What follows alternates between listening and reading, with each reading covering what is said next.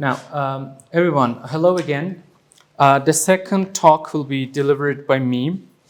It's going to be about Ibn Arabi's hidden foundations in Fast 1, that is chapter 1 of the Fuṣūṣ al-Hikam, establishing the necessity of revelation and prophethood, prophets. My name is Rasul Rahbari Ghazani, and I'm from the Philosophy of Religion, Istanbul University, though I'm Iranian. Now, the primary question of this research is the following. Does Ibn Arabi acknowledge reason's capacity to access divine knowledge? If he does, and if reason coupled with mystical experience, or as we call in Islamic tradition, kashf, unveiling, literally, does this combination of reason and kashf yield a profound knowledge of reality and God? And if that is the case, then what justifies the need for revelation and prophets? If we can understand the whole reality through reason and plus kashf, then what need is there for revelation and prophet? That's the question we ask Ibn Arabi, and he's answering that, of course, in different sections of Futuhat al-Makkiyah, but here my focus is on a particular angle from a particular chapter of Fuṣūṣ al-Hikam, Fast 1, where he establishes this necessity artistically but implicitly. Now, I'm going to be setting some background from the Fuṣūṣ itself. I'm going to be giving you the translations of some texts. Then we're going to be collecting them to see how Ibn Arabi is responding to that question. He doesn't give us the answer directly, which is usually his signature approach. He just speaks vaguely. Now, at the beginning of Fast 1 of Fuṣūṣ al-Hikam, Ibn Arabi says, the real wished to see the essences of his most beautiful names, which are infinite in number, or you could say he wished to see the essence, that is his essence, in an all-comprehensive being, kaun in Arabic, which being qualified with existence encompassed the order of all names, so that in it he could manifest his mysteries to himself. To summarize and simplify, he's saying that the divine essence was self-reflecting in the essential level, but he wanted a kaun, he wanted an object on which to manifest corporeally, existentially, materially, his names and attributes, so that he has that perfection as well. Because as long as all those were in the essence, they were not material manifestations. Now, there is then another text further in Fast 1.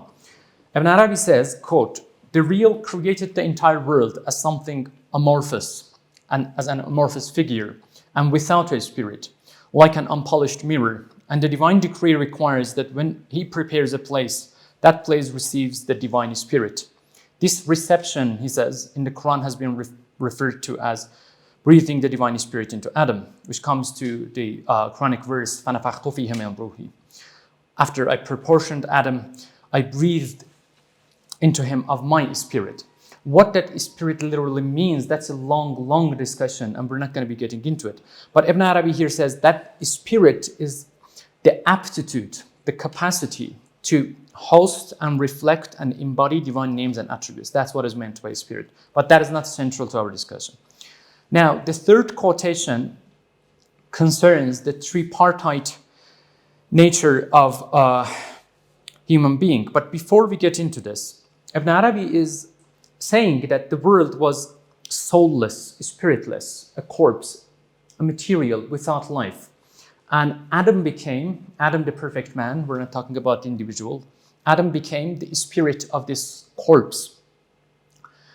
What that means is, in Ibn Arabi's metaphysics, there is this conception of the perfect man, al-insan al-kamil, who is the ismos, the link, the bridge between the divine essence and the created realm.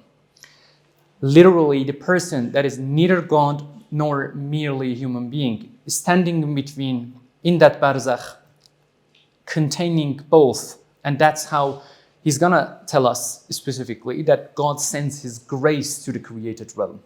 He says, literally in chapter 1, that the perfect man is literally the link between the essence and the created being, created world. When God wants to send a phase, a grace, a rahmah, he uses that particular insan al-kamil. So in this framework, without a perfect man, we're not talking about all human beings. Without a perfect man, with that perfect level of receptivity to divine spirit, the entire cosmos would be lifeless, soulless. So the earth and the entire material existence need the existential presence of the perfect man. Now, why is that the case, we're going to ask, and Ibn Arabi gives us this particular passage. Human beings' superiority is due to divine all-comprehensiveness, which relates to divine presence and to the side of reality of realities. It also pertains to what is necessitated by universal nature and encompasses the receptivities of the entire cosmos. Human constitution is tripartite. The divine side establishes the link with the undifferentiated oneness of the essence. The second aspect, the reality of realities, connects the human existence to the universal human reality, and the first to the divine manifestation. The third is the universal nature grounds human in material cosmos. So, whereas others apprehend divine through a single doctrinal or conceptual framework, the perfect man, literally, not all, perceive the real in infinite modalities and simultaneously beyond all modalities. Now, here is where our real discussion starts taking place. There is this cryptic passage. Ibn Arabi says, regarding interpreting the perfect man, he says, this is not the reality of human. This is not something that the intellect, aql, can comprehend through rational observation. And many have taken pick with this, saying that, look, Ibn Arabi is rejecting reason. But Ibn Arabi is not. Look at the following part. He says, intellect cannot comprehend, yes, but through what? Through rational observation, nazar fikri. He's criticizing a particular angle of the intellect. He's not rejecting philosophy entirely. That is a very important point. Rather, this mode of perception can only occur through divine unveiling. Voila, kashf appears for the first time.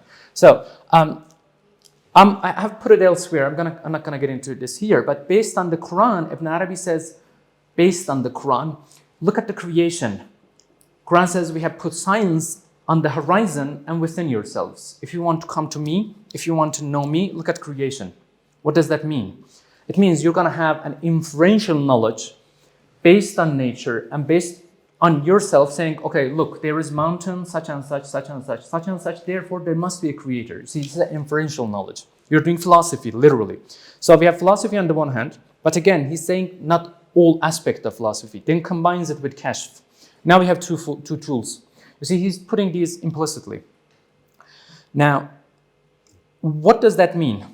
Unlike the discursive faculty, nazar fikri, the intellect receptive and perceptive faculties can apprehend realities inaccessible to reason alone. We have established this so far. But then appears the most cryptic passage, and many have ignored this, even the commentators. He says, he's talking about the outward and inward aspect of God and outward and inward aspect of the human being.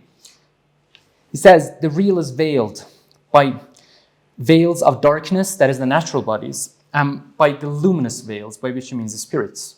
Then pay attention to the sentence. The real always remains inaccessible to reason and unveiling. 2 minutes ago, he was telling us, look, combine reason with intuition, you know God, right? Then he adds this self-contradictory looking text. It says, neither reason nor intuition is infinitely veiled. Infinitely, you will never ever understand that. And many take it as contradiction. But is it a contradiction? For that, we need to go back to Ibn Arabi's epistemology a little bit. He very rarely says yes entirely to something or no entirely to something. He usually gives a yes and a no. We know this famously from Ibn Rushd, Averroes' dialogue with Ibn Arabi. He asks Ibn Arabi, can reason truly understand God? He says yes. Then he says no. His epistemology is built between yes and no. What does he say yes to? What does he say no to? The yes, I'm not going to be boring you with the details. You can read it in the paper. The yes he's saying is literally the first things that he said. Look at the creation, make inferences and understand God. Do philosophy. The world is a manifestation of divine names and attributes. You can understand divine names and attributes manifestation based on reason, but not all. So what happens? There are more realities. You have to enter the imaginal realm. You have to take into account the intellectual, like the intelligible realm. What happens there? You need kashf, you need shuhud. So far, yes to these two aspects, but no to the divine essence. The divine essence, not in Bahidiyya stage, in the stage of divine names, but in the pure existential aspect, which we call Ahadiyya stage. Even this stage is the constraint of language. It says even in that state, you cannot even put words together. There is no part of that you can ever begin to understand God. So that is what he's saying. The Ahadiyya stage remains absolutely and utterly veiled and infinitely. So what happens then? And there is an implicit assumption here. We're going to be talking about it in the next slide. So if that is the case, then negative theology, but in absolute sense, do we not know God at all? He has an answer to that as well. Now, I already explained this. Yeah, at this point, infinite veils. Ibn Arabi implicitly points to revelation. The prophets and following them, the awliya, literally the awliya, Farsi awliya, the friends of God, those with spiritual authority, the perfect man. We're not talking about Sufis in the sense that one becomes like a pious person, they practice, they achieve inner enlightenment. We're not talking about that. We're talking about people with cosmic powers, literally the link we discussed earlier between God and the created realm, a single person, not mere normal dervish or Sufis. So they remove, or precisely keep removing, the never-ending veils. You see what happened? He says, kashf, combine it with reason, you will understand divine names and attributes, but you will never understand essence. So what happens? There comes the prophets and awliya. They take your hand and unveil that essence infinitely. You will never ever reach that. It will not be a finite boundary put knowledge, but the prophet and awliya take your hand and show you, make you understand that essence. But then the question raises, what kind of knowledge we have? And then the Turkish commentator Ekrem Demirli has this very insightful comment. Ibn Arabi holds that humans' innate disposition, that is fitra, and sound reason, aql salim, suffice to affirm the existence of God as a universal principle. The one, we can understand that. We know this from Plotinus or from any other philosophers. We know God, we can know God with reason and intuition as absolute being without attributes. That is the important point. So what happens with the prophets is that human understanding halts at this point. It can state that God is. There is an absolute existence, a universal principle. What is that? What is the attributes? Reason cannot tell you that. At this threshold, says Ibn Arabi, only the prophetic revelation, wahy. I'm using revelation with some hesitation here because that's not literally the word in Islam. Revelation is a different sense, but not my point. At this point, prophetic revelation imparts knowledge of God's affirmative, subuti in Farsi, thubuti in Arabic, attributes. Prophets give us thubuti attributes, the affirmative attributes. They tell you what God is infinitely. Because that reality is infinite, God's names and attributes are infinite, therefore its manifestations are infinite. So not only we cannot understand names and attributes infinitely through this manifestation because they are infinite. Not only we cannot understand and approach, we will never understand, but approach the divine essence. It will be an infinite journey, an infinite perfection, says Ibn Arabi, disclosing a knowledge unattainable to reason. So if I may just read the conclusion paragraph, and this is the last slide. In conclusion, the perfect man's epistemic summit unites the capacities of reason, unveiling, and most decisively prophetic disclosure. This perspective sheds new light on the preface of Fuṣūṣ al-Hikam, where Ibn Arabi recounts, the Prophet gave me the book. Many people have ignored this sentence because it's too simple, right? Peygamber be man kitab ra dad. The Prophet gave me the book. Very simple sentence. But that changes the entire paradigm. Ibn Arabi is not doing mere Sufism. He's doing metaphysics, right? Then what happened with the Prophet? The Prophet gave me the book. So literally, at the beginning of the book, he ties his metaphysics to prophethood. He's saying, look, even this you will not understand. The Prophet sent it to me. gave me the book, says, send it to people. And it's very interesting. The Prophet in that vision does not say, give it to my ummah, give it to my people. No, it's absolute. Give it to people so that they benefit from it. The Prophet gave the book, so metaphysics changed and was tied with prophethood and revelation. The ultimate divine knowledge beyond the reach of reason and unveiling comes only and only through prophetic or saintly awliya, relying more towards Shi'i side. Disclosure. This threefold integration grounds the possibility of knowing the names while safeguarding the transcendence of the essence. Reason clarifies, unveiling discloses, revelation guides, confirms, completes. That's the tripartite point. In this life, the perfect human is the supreme locus of permeation, sarayan, and the channel of divine knowledge and grace to creation, embodying the principle that the real is known supremely through his self-disclosure in and through the perfect man. So the perfect man, literally that link, is the perfect manifestation, says Ibn Arabi. This presentation was part of a book that I have been drafting, literally on God's flowing permeation, sarayan. And thank you very much for listening to this talk.